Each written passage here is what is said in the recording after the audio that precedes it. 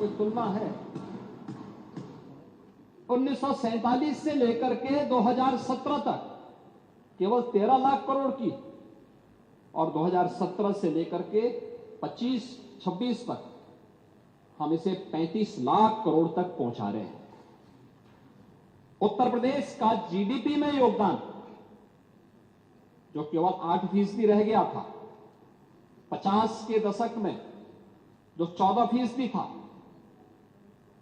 2016-17 में रहकर केवल 8% रह गया था, आज इसे हम 9.5% तक पहुंचाने में फिर सफल हुए हैं।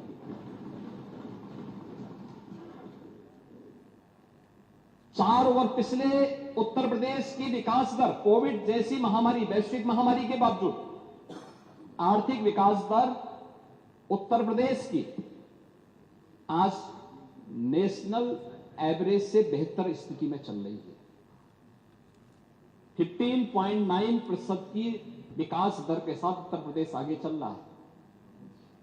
प्रति व्यक्ति आय 43,000 करोड़ रुपए से बढ़कर के इस वित्तीय वर्ष में 1,20,000 करोड़ तक ये पहुंच चुकी है। और मेरा यह मानना है कि उत्तर प्रदेश में संभावना है, आज हम इसको आगे बढ़ाएंगे। आज नेशनल जो पर कैपिटा इनकम है वह 2 लाख करोड़ की है, उत्तर प्रदेश 1,20,000 तक पहुंच चुका है। और मेरा मानना है कि उत्तर प्रदेश में संभावना है, और इसीलिए जो हमारा एक्सपोर्ट था 84,000 करोड़ से बढ़कर के 1,86,000 करोड़ पार कर रहा है, और बजट 3-3.25 लाख करोड़ से बढ़कर के 8,08,000 करोड़ इस वर्ष हम लोगों ने प्रस्तुत किया है। केंद्रीय करों पर निर्भरता 56% से घटकर के 46% रह गई है। राज्य की हिस्सेदारी भी हर एक क्षेत्र में आगे बढ़ी है। स्टेट एक्साइज 52 यानी 12,000 से बढ़कर के यह 60,000 तक पहुंचने जा रही है। और नीति आयोग के फिस्कल हेल्थ इंडेक्स में 8.9 अंकों का सुधार हुआ है। प्रदेश फ्रंट रनर स्टेट का दर्जा प्रदेश को हासिल हुआ है, और पिछले 5 वर्षों में यूपी अब बीमारू नहीं, रेवेन्यू सरप्लस स्टेट के रूप में अपने आप को स्थापित कर रहा है। अब यूपी डिजिटल स्टेट के रूप में अपने आप को स्थापित कर रहा है। जो 2017-18 में 16-17 तक की स्थिति बहुत खराब थी, लेकिन 16-17-18 में हमारा जो डिजिटल लेन देन केवल 122 करोड़ का था, आज बढ़कर के यह लगभग 1400 करोड़ तक पहुंच चुका है। महोदय, जो अलग अलग सेक्टर में काम हुए हैं, अलग अलग सेक्टर में जो काम किए हैं, कृषि और संबद्ध क्षेत्रों में यहां चर्चा कर रहे थे, कृषि की नेता विरोधी दल भी कर रहे थे, हमारे जनसत्ता पार्टी के नेता श्री रघुराज प्रताप सिंह जी भी कर रहे थे, अन्य मान्य सदस्यों ने भी इसकी बात कही थी। 1947 से 2017 तक हमारे किसानों ने कठिन परिस्थितियों में पसीना बहाकर के अन्न उगाया, परंतु उत्पादकता की जो रफ्तार थी वो सीमित रही, लागत ज्यादा पड़ती थी। गेहूं, चावल, दलहन, इन सब में हमारा राष्ट्रीय योगदान बहुत थोड़े से था। सिंचाई की परियोजनाओं की आपने चर्चा की, उनकी रफ्तार बहुत धीमी थी। आप सरयू नहर राष्ट्रीय परियोजना की बात कर रहे थे। पांडे जी, ये सरयू नहर राष्ट्रीय परियोजना 1971 में बनी थी। उस समय इसकी लागत थी 100 करोड़। इसका जो डीपीआर उस समय बना था वो 100 करोड़ का बना था, लेकिन योजना जब समय पे नहीं बनती है, ईमानदारी से उसका क्रियान्वयन नहीं होता है, तो जब 2021 में डबल इंजन की भारतीय जनता पार्टी की सरकार ने इसे पूरा किया, तब तक इसकी लागत बढ़कर के हो चुकी 10,000 करोड़।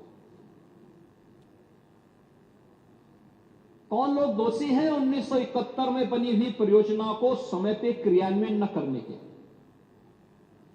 इस सरयू नहर राष्ट्रीय परियोजना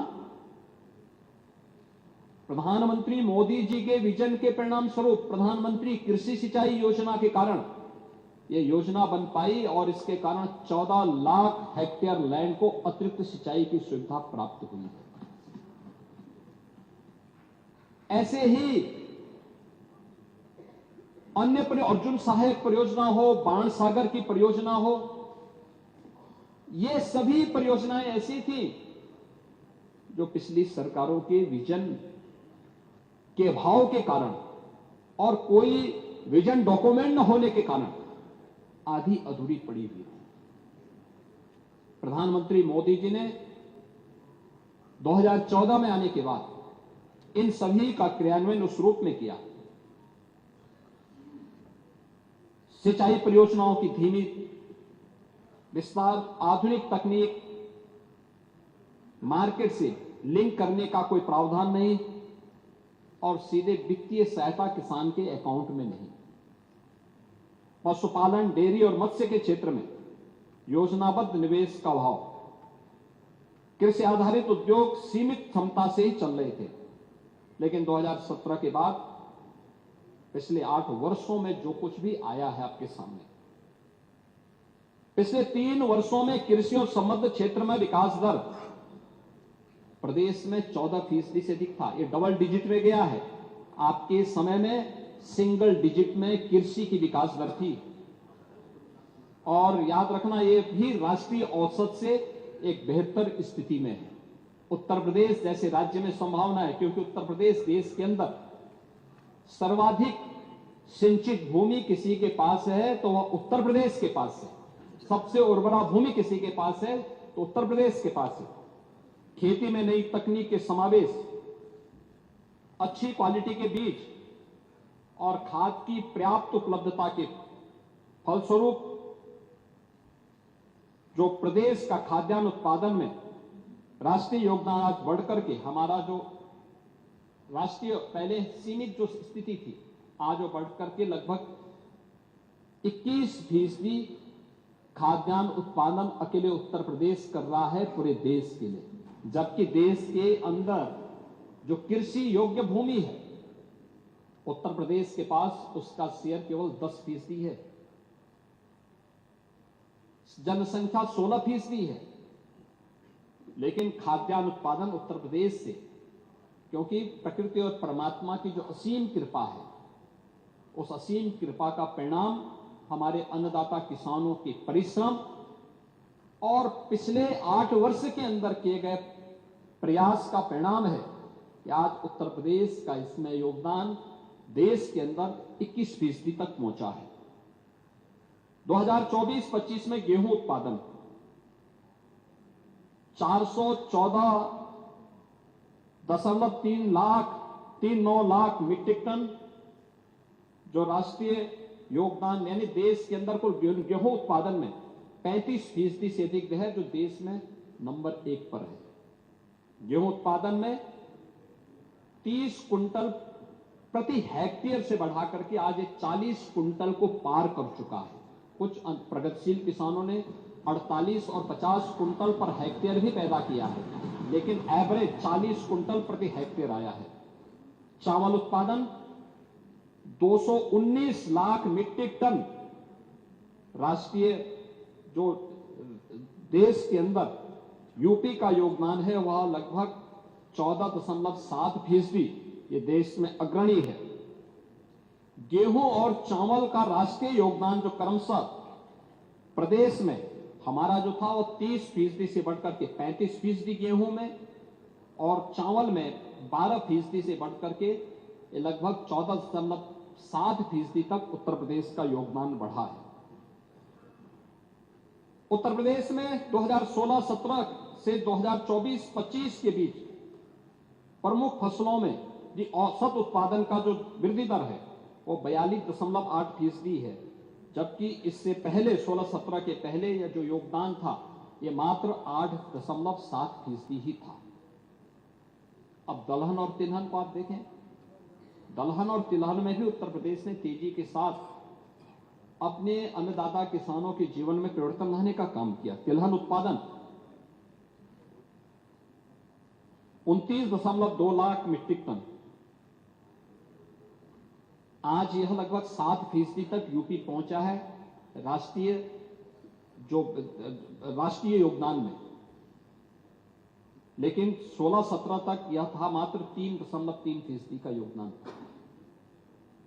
तिलहन उत्पादन में 8 वर्षों में 46.6% की वृद्धि हुई है। दलहन उत्पादन में उत्तर प्रदेश ने 35.6 लाख मीट्रिक टन राष्ट्रीय योगदान जो इसमें का उत्पादन किया, जिसमें राष्ट्रीय योगदान 14.1%। 2016-17 की तुलना में अगर आप देखें तो 2016-17 तक ये केवल 9.1% था। तो 9.1% से बढ़कर के हम आज 14.1% तक पहुंचे हैं। और दलहन उत्पादन में भी उत्तर प्रदेश ने 8 वर्षों में 46% की वृद्धि की है। गन्ना और चीनी उद्योग के बारे में, गन्ना उत्पादन आज 2453.5 लाख मीट्रिक टन, यानी अगर राष्ट्रीय योगदान में हम देखेंगे तो देश के अंदर कुल गन्ना उत्पादन का 55% उत्तर प्रदेश उत्पादन कर रहा है। देश में नंबर 1 पर आज के दिन पर उत्तर प्रदेश है। हमारे सदस्य पंकज मलिक कह रहे थे कि 14 दिन में गन्ना मूल्य का भुगतान, 120 चीनी मिलें चल रही हैं, 120 में से 105 चीनी मिलें ऐसी हैं जो 14 नहीं, अब 1 सप्ताह के अंदर गन्ना मूल्य का भुगतान कर रही हैं। 15 चीनी मिलें हैं जिनका भुगतान लेट है, और सरकार ने उनके खिलाफ भी FIR लॉन्च करके उनको सुनिश्चित किया है कि जो गन्ना समय पे भुगतान नहीं करेगा उसके गन्ना क्षेत्र में उतनी ही कटौती करके भुगतान करने वालों को गन्ना हम उपलब्ध करवाएंगे। महोदय, अब तक 17 से अब तक उत्तर प्रदेश के गन्ना किसानों के पास 2,86,000 करोड़ रुपए का गन्ना मूल्य का भुगतान DBT के माध्यम से किया गया है। अगर मैं इसको 2000 से 2017 के बीच की तुलना करूं, यानी 1996 से 2017 के बीच की बात तुलना करूं, तो उससे यह 72,000 करोड़ रुपए से अधिक भुगतान किया गया है गन्ना किसानों को। केवल 8 वर्ष में, 22 वर्ष में जितना गन्ना मूल्य का भुगतान आप किए हैं, उससे 72,000 करोड़ रुपए का अधिक गन्ना मूल्य केवल 8 वर्ष में उत्तर प्रदेश के अंदर हुई है।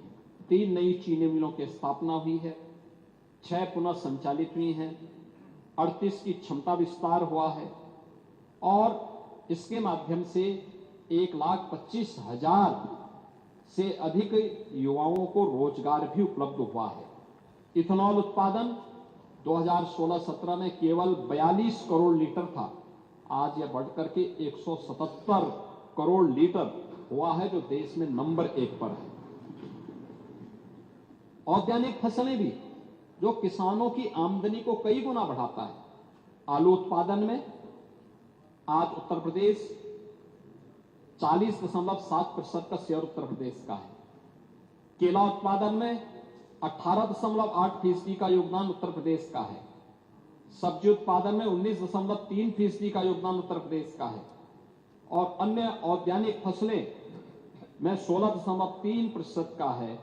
और कृषि विविधीकरण में भी विभिन्न फसलों के साथ सब्जी, फल और सब्जी की खेती करने में देश में भी आज उत्तर प्रदेश नंबर 1 पर है। और उत्तर प्रदेश राज्य औद्यानिक निर्यात प्रोत्साहन बोर्ड का गठन भी हमने यहां से खाद्यान्न को निर्यात करने के लिए प्रदेश देश के अंदर एक व्यवस्था बनाई है।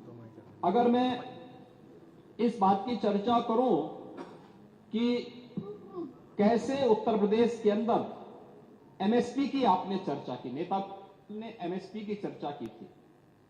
MSP क्या होता है? 2016 तक आपने किसानों के आंखों में धूल झोंकने का काम किया था।